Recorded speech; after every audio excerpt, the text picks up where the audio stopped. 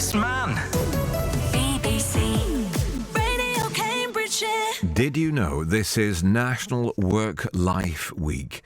It is a time for both employers and employees to talk about well-being at work and work-life balance. Is it happening in your workplace? Is it happening at your home?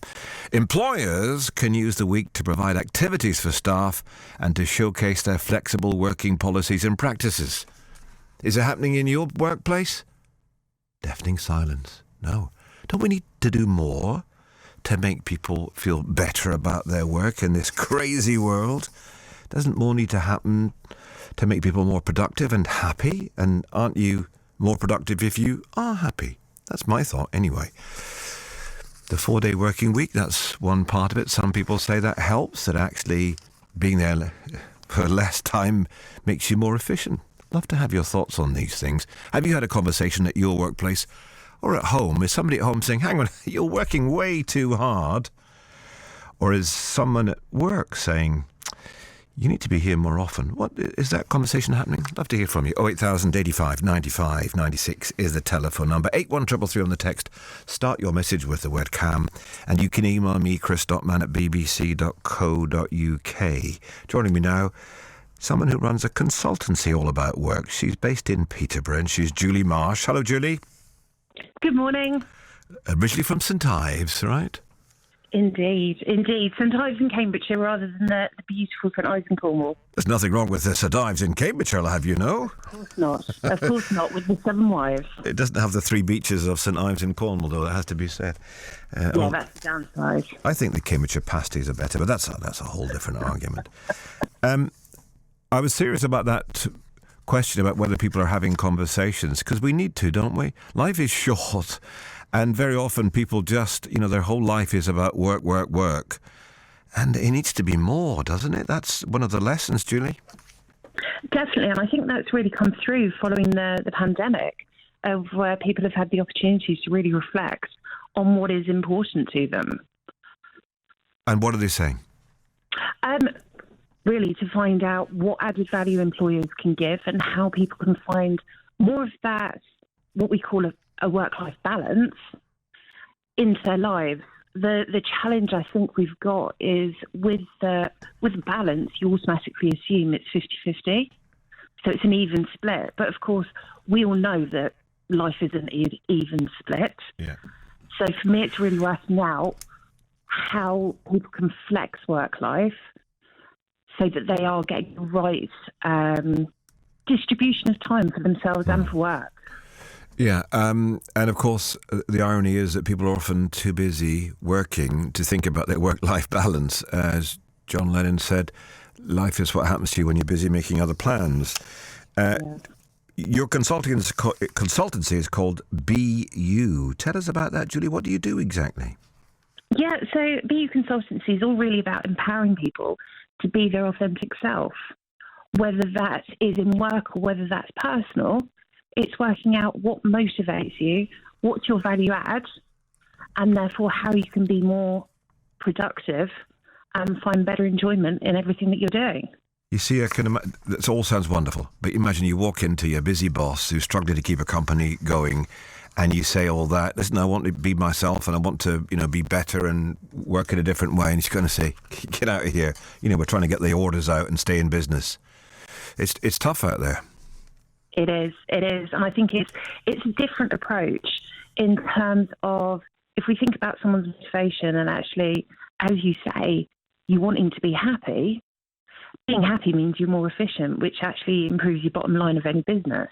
So if organisations can get their mindset around that, actually we can all be far more efficient at work for being motivated and finding that right balance. I know you were a finalist at the Peterborough Small Business Awards this year, so well done for that. Thank you. And it shows that people are listening. And I know you worked in HR, human resources, for 24, 25 years, which is a good old time. And there's huge human resource departments in lots of organisations. The BBC is one of them. Are they always doing the right kind of job? Is there really more care happening to people? How is that working out? So I think organisations are trying to add more care to individuals and employees. Sometimes I think the HR teams are so busy firefighting that they're not having that opportunity to sit down and think, actually, what is it that we need to do to really support staff going forward? And that's a massive challenge because we're finding a lot of HR individuals are actually burning out post-pandemic. The HR people are burning out. Yeah. So the people that are supposed to be looking after the other people. Yeah, definitely, because who looks shocking. after HR? Yeah. I have heard of issues at large organisations recently. I obviously can't name them. But I know that there are lots of issues. I hear it quite a lot, to be honest, in my line of work. You have some recommendations for people, some simple rules to achieve a work-life balance. Do you want to give us those? Yeah, of course.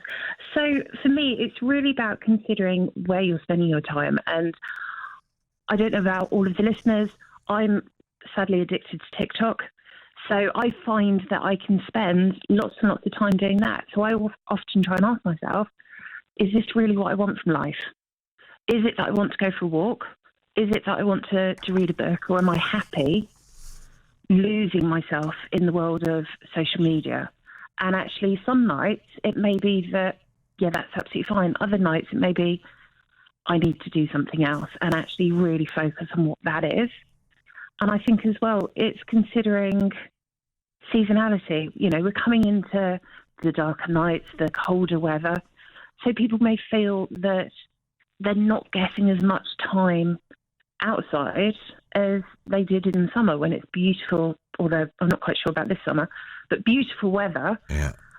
So it's taking that time at weekends to try and get all of that sun inside you and get that fresh air so you're feeling you've got that work-life flex. Mm. And here's the thing, there's a dreaded thing. There's one right in front of me. In fact, I've got it in my hand right now, and it's called the mobile phone. And I remember so well, it would be about 2005 or 6 when they launched one, and they said, we're going to put a camera in it. And I thought, what a stupid thing. Why do you need I've got a camera. Why would I want a camera in my phone? And of course, now we know. So they had more power over you. Then they gave you your emails on it and your internet and everything else. And now you can't do without it. It's like a third hand, isn't it, really? And as useful as it is, you know, late at night, work emails pop up or messages or whatever else. And that is part of the ruining of the work-life balance, isn't it? Because your work goes to bed with you. Yeah, you wake up with it next to you. Yeah, and for those people that may have sleepless nights, the temptation to then check your emails in the middle of the night, and then of course that kicks into, oh, actually, well, I could just respond to this, or I could just do this. A lot of the recommendations are to try and leave your mobile phone in a different room or turn it on silent, and that's certainly what I do. I have mine on silent. Yeah. So that it's not disturbing me. I have a thing where I have close family only if they ring twice, so everyone else can't get through. If they ring twice, certain people, then it will ring. Yeah. And if that's quite a good setting, because obviously you don't want to miss emergencies, do you? And people don't have landlines anymore, but that's quite a good setting. But still, it's there, isn't it? It's there. The temptation is there. It's like the TikTok that you're addicted to. The phone is so easy just to pick up and off you go. I think that's a big element of it. Definitely. And then it's revisiting that. Actually, is this what I want to be doing? And being consciously aware of what you're doing. If you're okay with it, and you think, yeah, I want to answer that email, or I want to check out Facebook, then that's great. But if you think, actually, do you know what? I shouldn't be doing this, then put the phone down. It's fine. 30% of UK employees feel they do not have a good work-life balance. 50% of all employees who switched jobs in 2002 did so to achieve a better work-life balance.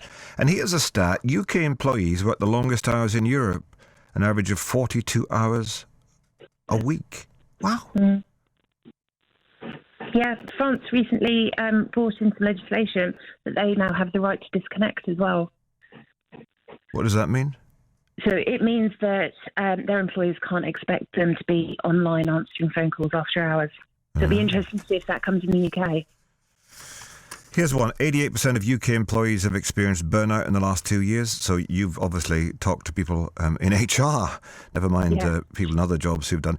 Almost 3 in 10 workers believe they are less productive in work due to a poor work-life balance. And there's the nub of it all. We're all there, nose to the, the grind, working away on the wheel. And actually, we would be doing better if we were doing less, bizarrely. Definitely. Well, you've got a saying, you've got a motto, haven't you, that you've had for years?